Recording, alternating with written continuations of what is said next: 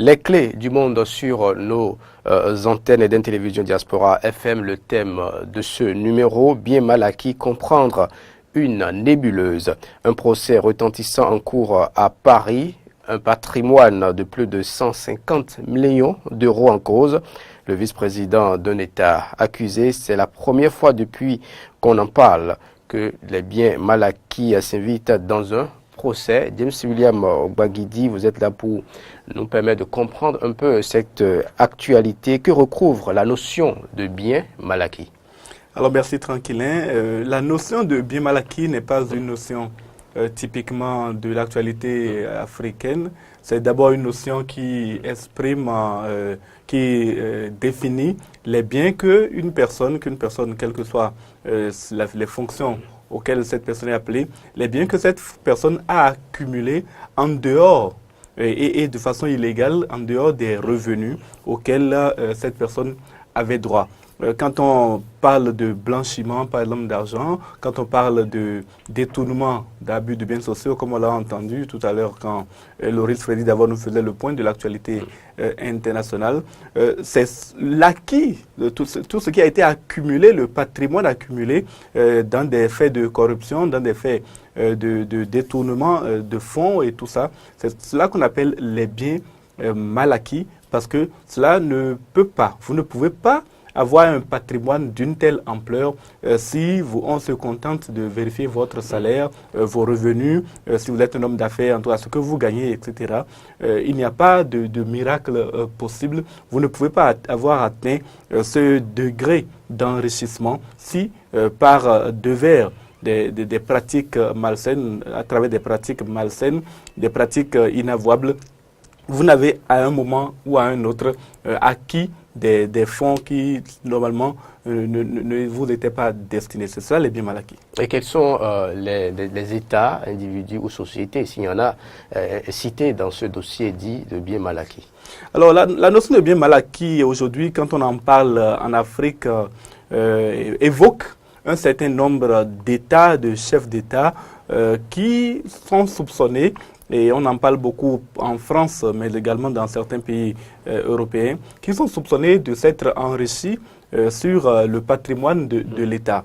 Aujourd'hui, on parle beaucoup de Théodorin Obiang, dont le procès est en cours en France, et ce procès est sur le point de s'achever. Mais vous voyez sur cette image, on voit l'ancien président de la République centrafricaine, le président Bozizé, qui est sur cette image. On voit également le président Denis Sassou Nguesso de la République du Congo. On voit l'ancien président gabonais Omar Bongo Ondimba, et bien sûr on voit Théodorin Obiang. Ce ne sont pas les seules personnalités concernées. Il y a plus globalement leur famille, Théodorin Obiang encore une fois, il y a plus globalement leur famille, mais je dirais aussi qu'il y a beaucoup de chefs d'État, de gouvernement, beaucoup de personnalités africaines qui soit sont au pouvoir, soit ont dirigé les États africains. Souvenez-vous, on a beaucoup parlé du patrimoine accumulé par Mobutu Sese Seko Kokugbendu Wazabanga, ancien président du Zaïre.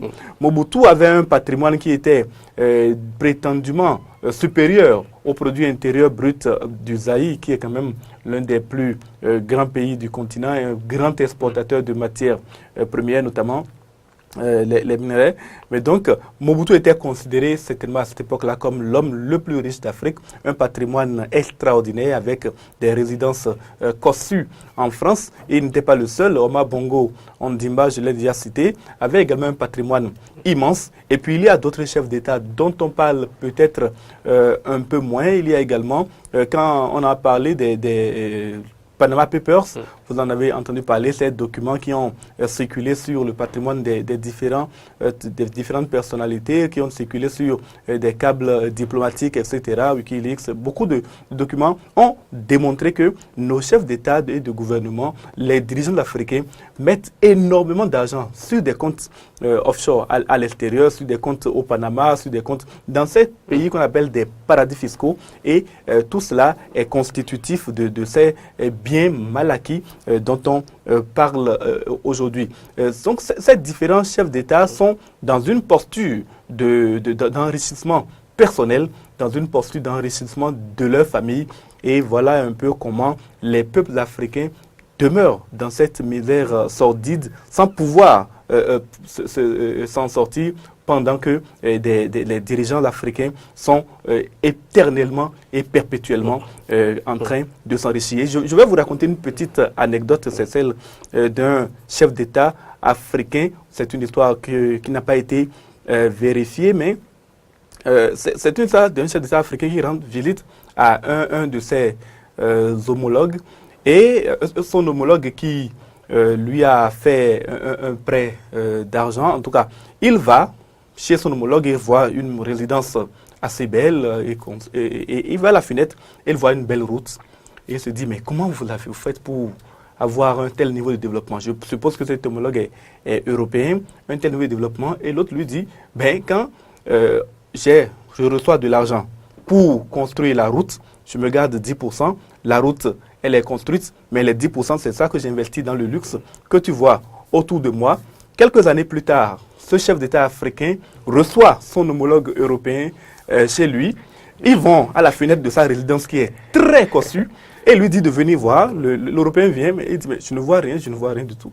Il dit justement, quand moi je reçois l'argent, je ne construis pas de route, je construis mon château et voilà ce que je fais. Voilà l'anecdote qui montre comment les fonds, c'est peut-être exagéré, mais c'est une petite histoire pour montrer comment les fonds... C'est comme la caricature. C'est une caricature, absolument. Et ça, malheureusement, il semble que c'est très vrai.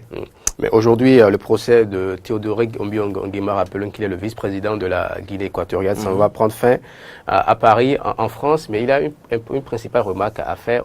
Aucune plainte émanant du pays d'origine de ce monsieur de la Guinée équatoriale n'a été déposée. Et pourquoi un procès? Voilà une question qui est intéressante. Effectivement, la Guinée équatoriale n'a pas porté plainte. Le procès porte sur un détournement de fonds, c'est-à-dire de l'argent public appartenant à la Guinée équatoriale. La Guinée équatoriale n'a pas porté plainte et pourtant, il y a un procès qui est en cours. Il y a, il faut noter, des partis civils et des citoyens équato-guinéens qui se sont portés partie civile à l'occasion du procès.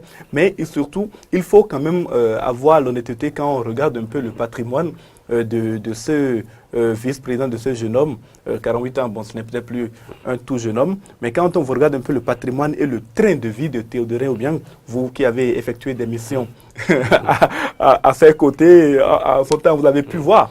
Moi, j'ai effectué 4 missions au moins à ses côtés. À Malabo, notamment. Le tour du pays, le tour du pays. De l'est à l'est. Et j'ai entendu dire qu'il a, à l'occasion d'un de ces tours dans le pays, décidé que plus aucun toit en Guinée équatoriale ne sera coiffé de chaume. Voilà, et donc, il est allé distribuer une opération de distribution de tôles aux populations rurales. Aux populations, voilà. Donc, Théodore Obiang avait un patrimoine immobilier, rien qu'en France, mais estimé à pratiquement 150 millions d'euros. Théodore Obiang, 30 millions d'euros d'amende sont requis contre lui aujourd'hui, mais je dirais c'est rien par rapport à tout ce que cet homme a amassé. Il avait des voitures de luxe, 18 voitures de luxe ont été saisies dans son garage, parmi lesquelles des Lamborghini, c'est les voitures les plus chères du monde. Ces voitures-là ont été estimées au total à 7 millions et demi d'euros. Vous pouvez imaginer un peu ce que c'est. Il a une résidence luxueuse avenue Foch. C'est quand même les quartiers les plus huppés de Paris, estimés à 25 millions d'euros, 2835 mètres carrés de superficie, ne serait-ce que pour les intérieurs. Hein. Et donc, c'est un homme qui vivait dans un luxe insolent, pendant que, quand vous comparez un peu ce qui se passe dans son pays, il y a une misère sordide qui sévit. Et même si la Guinée équatoriale, formellement, n'a pas porté plainte, et d'ailleurs, on peut comprendre que la Guinée équatoriale ne porte pas plainte, c'est le père de Théodore Obiang, qui est président de la République de Guinée équatoriale, ne porterait pas plainte contre son fils, d'autant mieux que Théodore Obiang Nguema lui-même, président de la République actuelle, est cité dans les dossiers d'acquisition frauduleuse de biens publics, de détournement donc de fonds publics. Donc il n'allait forcément pas porter plainte, mais il y a quand même eu des Équato-Guinéens à l'occasion de l'instruction de ce procès pour proposé partie civile. Et c'est cela qui justifie la tenue de ce procès-là aujourd'hui. Et en supposant que Théodorin Obiang Nguema est condamné, mais hérite du pouvoir à la suite de son père, quelle sera la relation que ce pays-là tissera avec la France? Déjà aujourd'hui, les relations entre la France et la Guinée équatoriale se sont détériorées.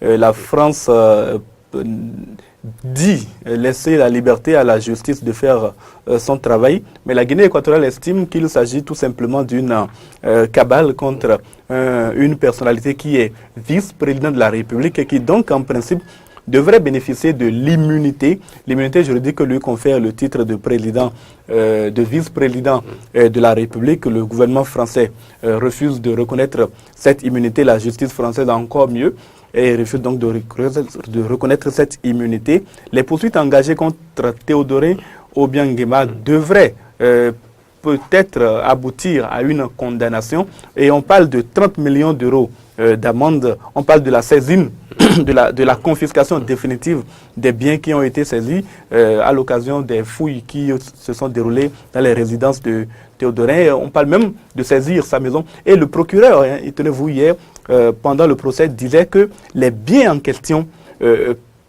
donnent l'impression que Théodorin Obiang a accumulé 1000 ans de salaire, c'est-à-dire le salaire qu'il gagne actuellement. Il aurait dû avoir ce salaire sur 1 millier d'années au moins avant de pouvoir se construire le patrimoine économique, le patrimoine financier qu'il a acquis aujourd'hui. Donc, on voit très bien qu'il y a un risque et une détérioration des relations entre les deux pays.